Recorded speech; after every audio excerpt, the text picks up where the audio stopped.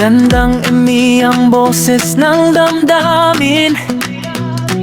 Tulong at kalingap ang laging unahin. Ito ay mula kay Neyan. Gaano ito katotoo? Kesa maglokohan, magpakatotoo si Carla Tofolar. Boyfriend ba niya yan? Ano yun? Nagpapanggap sila ni Jomar na magjowa, tapos hindi naman pala? Sorry to say this, pero panluloko na yon. Pareha sila maging totoo sa mga sarili nila. So, ayan po, no, mga kalingap. Grabe naman si Neyan, no? Sino ba siya para sabihan etong si Carla na magpakatotoo? Kung boyfriend nga ba daw yan ni Carla, etong si Jomar, no, mga kalingap. Para sa akin, no, mga kalingap, wala siyang karapatan para magtanong, no? Bakit kailangan niya itanong itong si Carla? Kasi napansin natin, palagi siyang nandiyan, lagi siyang, basher siya ng Jomcar, no, mga kalingap. Parang hindi man siya masaya. Ang sinasabi niya palagi is, Carla daw siya. Ang gusto niya daw ay si Carla at si Jomar ay ayaw niya, no, mga kalingap. So, parang sinasabi niya dyan na nagpapanggap lang yung dalawa na magjowa. Kasi nagtatanong siya dyan, boyfriend niya ba yan? So, bakit siya kailangan magtanong, no, mga kalingap? Kailangan bang tanungin si Carla? O na kung boyfriend niya si Jomar? Wala na tayong paki doon, no, mga kalingap. Ang importante sa atin, napapasaya tayo nila ng Jomcar. Masaya tayo habang pinapanood sila, pinapakilig tayo. Kung magjowa man sila o hindi, wala na tayo dong paki, no, mga kalingap. Hindi na natin pwedeng panghimasukan yung kanilang damdamin, bawat isa. Kung magjowa sila o hindi magjowa, masaya naman tayo habang pinapanood po sila, no, mga kalingap.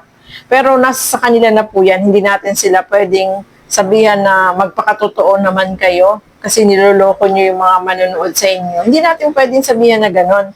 Malay natin, no, mga kalingap, totoo palang magjowa sila. Tapos, wag tayong mag-expect na, halimbawa, kung magjowa man sila, no, kung magjowa, wag tayong mag-expect na forever. Kasi walang ganon, di ba? Ano yan eh.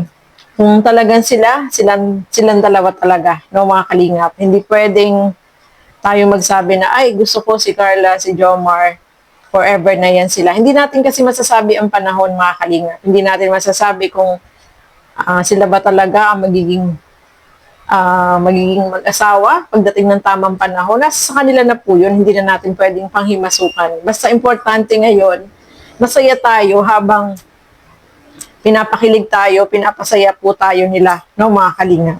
So, ito, alamin natin ano ba yung sagot dyan ni Carla. Kasi first time na sumagot po si Carla dito sa comment na ito ni Neyan, na alam niya na palaging nagko-comment yan ng mga negative. Ano siya basher siya ng Jomcar ayaw niya kay Jomar. So, ito, alamin natin ano ba yung sinabi dito ni Carla. Ito, panoorin po natin, mga kalingap. So, eto, mga kalingap, yung sinabi dito ni Carla, no? Nag-comment po siya. First time, sabi dito, Neyan Kat, hello po ma'am. Neyan, ha ha ha ha. Pansin ko lang po kahit saan pag about sa ikakasira ng personal life ko, kahit mga kamag-anak ko, alisto ka po. Ha ha ha. Sinisiraan mo pa ako kung kani-kanino. Ho ho ho. Hindi na maganda yan. Saka, huwag kang magtago dyan sa dummy account na yan para ma-identify ko kung sino ka talaga. Hehehe. And I know po, matagal ka ng basher ng Jomcar. So, ayan, mga kalingap, no? First time na sumagot itong si Carla dito kay Neyan. Kasi kahit si Carla, napapansin din po ito si Neyan na talagang lagi niyang binabas ang Jomcar, no? So, sino kaya ito na nagtatago sa isang dummy account? Kilala kaya ito ni Carla? Bakit kaya gano'n na lang, no? Ang pag-ayaw niya dito sa Jomcar, mga kalingap. Sabi nga ni Carla, lagi daw alisto itong si Neyan pagdating sa kanyang buhay. No, may mga tao talaga na gano'n, no? Na hindi natin alam, may sama ba ng loob itong si Neyan dito kay Carla, kay Jomar. Wala namang ginagawang masama sa kanila si Carla at si Jomar, no? Mga kalingap kay Neyan. So, Neyan, ang may advice ko lang sa'yo, hayaan mo na lang ang Jomcar, maging masaya ka na lang, no? Kung gusto mo talaga si Carla, dapat gustuhin mo din si Jomar. At saka, hindi mo kailangang magtanong, hindi mo kailangan sabihin ng mga ganyan, yung mga sinasabi mo, ayan tuloy si Carla, sinagot ka na, ano kayang say mo dito? No, Neyan. Ayan, nasupalpal ka tuloy ni Carla. So, sana, kung love mo si Carla, dapat tanggapin mo at huwag ka nang mambas, no? Dapat maging masaya tayo sa kapwa natin. Huwag na tayo kung ano-ano nang sasabihin, yung mga negatibo na hindi magandang sasabihin natin sa kapwa natin. Kasi, alam mo, kapag mga negatibo, hindi yun makakatulong. Dapat maging tayo, happy na lang tayo. At saka, sabi nga ni Carla, huwag ka daw magtago sa dami account na yan. No, makamalay mo, kilala ka ni Carla. Kaya nga sabi kung matapang ka, ipakita mo yung mukha mo, huwag kang magtago dyan sa dami account na yan. No, Neyan. Sino ka ba talaga? Ka na nakapaghinala ka na. Kung sino ka, sobra ba yung galit mo sa Jomcar? Bakit ganun, no? Dapat hindi ganun. Maging masaya na lang tayo. Huwag na tayong bitter sa kapwa natin, no? Hindi po yun maganda. At saka, supportahan na lang natin sila. At saka, hindi naman natin kailangang manira ng kapwa natin. Saka, hayaan na natin ang Jomcar, no? Neyan, lumabas ka dyan. Hinahamon kita, magpakita ka ng mukha. Kasi hindi ka nagpapakita ng mukha eh. Ipakita mo kung ano talaga yung itsura mo. Para maging patas naman, no?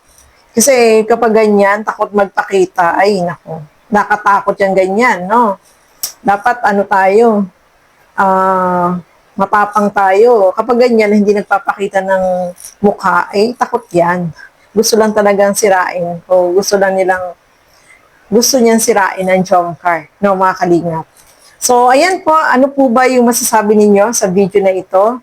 Just comment down below. And hanggang dito na lamang po muna. Siyempre, supportahan din po natin Balos Santos Matubang, Kalingap Rob, at Edna Vlog. Ang inyong lingkod, Gandang Emmy. Supportahan po natin Carla Tofolar Vlog and Kalingap Jomar. So, ayan, maraming salamat po sa inyong walang sawang panunood at pagsuporta dito sa aking mga ginagawang reaction video. So, hanggang dito na lamang po muna. Thank you and God bless sa atin lahat. Bye-bye po!